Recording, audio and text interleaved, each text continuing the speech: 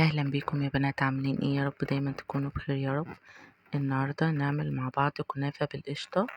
احلى كنافه تجربيها وهتاكليها لو عملتيها بالطريقه دي. يلا كده نبدا، بسم الله والصلاه والسلام على رسول الله. هنا يا بنات الكنافه دي انا بعملها لكميه كده، هي دي كيلو ونص. انا بعملها العيله، مش بعملها كميه كده مطلوبه مني يعني.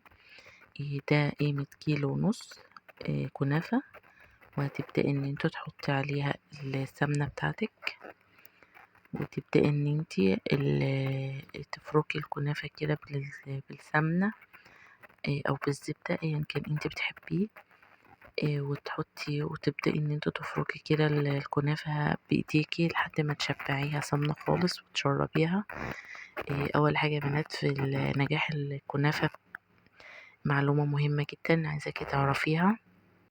كملي معايا الفيديو للآخر وإن شاء الله هتعرفيها وهتعملي أحلى كنافة تاكليها، وكل اللي هياكلها يطلبها منك مرة واتنين من حلاوتها ومن طعمتها. اعملي كنافة بالطريقة دي وإن شاء الله مش هتبطليها وهتطلب منك على طول. لو وصلتوا لحد هنا يا بنات ما تنسوش تعملوا لايك لو لسه مش عاملة لايك.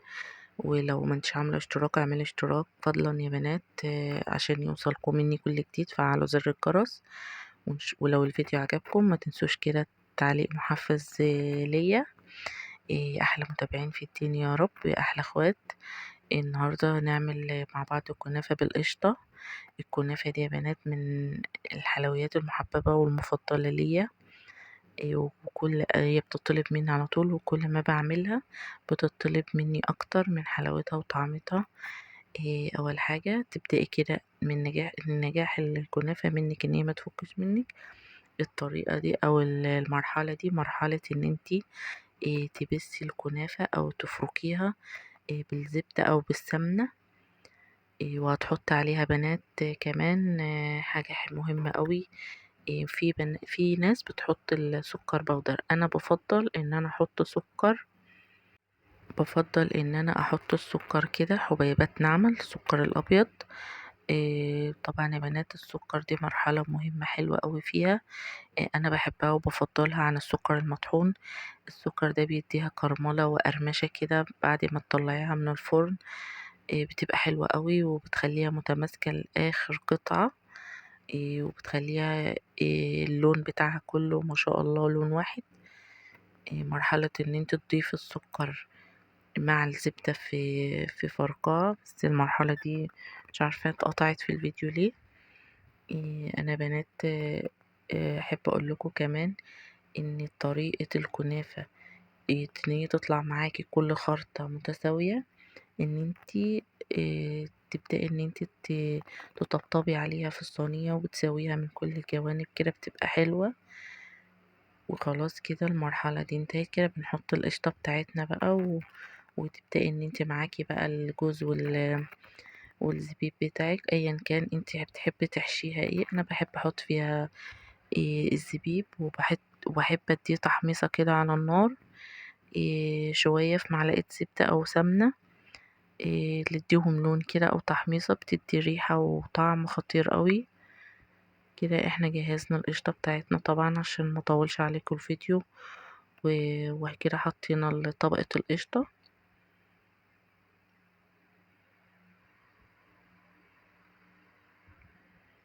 بتخلي كل الصينية بتاعتك كلها طبقة واحدة. تبتدي ان انتي توزعيها كلها كده في الصينية وفي الأطراف. وتحطي بقى بعديها الحشو، اي الحشو انت حباه. انا بحب احط فيها جوز وزبيب فقط. حابه تضيفي مكسرات ضيفي، بس انا بفضل الجوز والزبيب بس.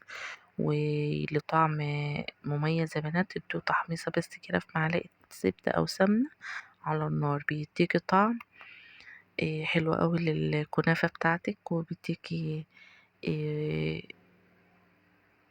طعم للقشطه بتاعتك حلو قوي. وكده يا بنات احنا حطينا الحشو بتاعنا، وبتبدأي ان انت تسيبيها بس القشطة تدي تشميعة كده بسيطة علشان الكنافة وانت بتحطيها ما تنزلش طبقة الكريمة دي او القشطة، فتبقى شكلها مش حلو كلها كنافة كده والقشطة تروح.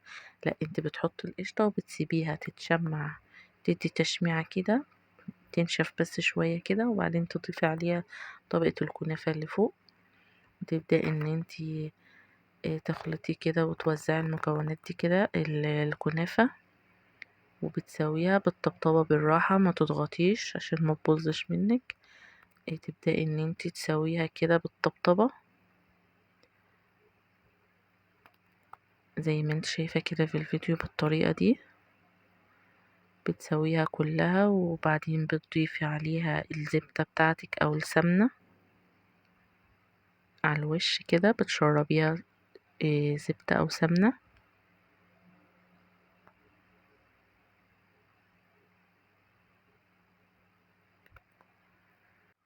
وبكده يا بنات احنا خلصنا صينية الكنافة بتاعتنا. احلى صينية كنافة. بجد الكل اللي كلها عجبته وشكر فيها.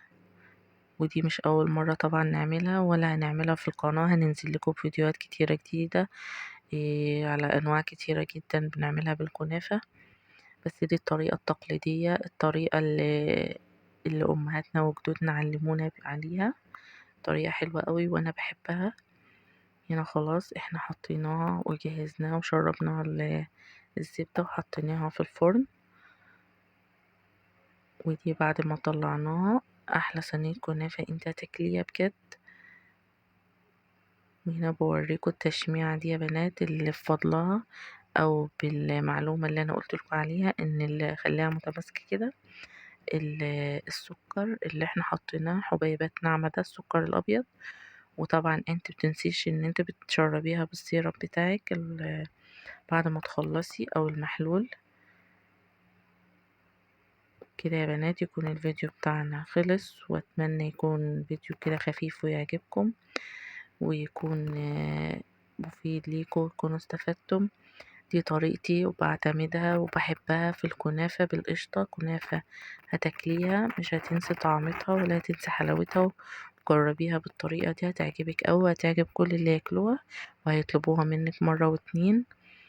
اشوفكم دايما كده على خير يا بنات، واشوفكم دايما بفيديو جديد. وما تنسوش تعملوا لايك وتعملوا اشتراك لقناتي، وان شاء الله هننزل لكم فيديوهات كتيرة جدا على انواع كتيرة جدا بالكنافة. ولو عايزيني انزل لكم حاجة اطلبوها مني في التعليقات في كومنت، وانا ان شاء الله اقدر انفذها لكم. اشوفكم على خير دايما يا رب.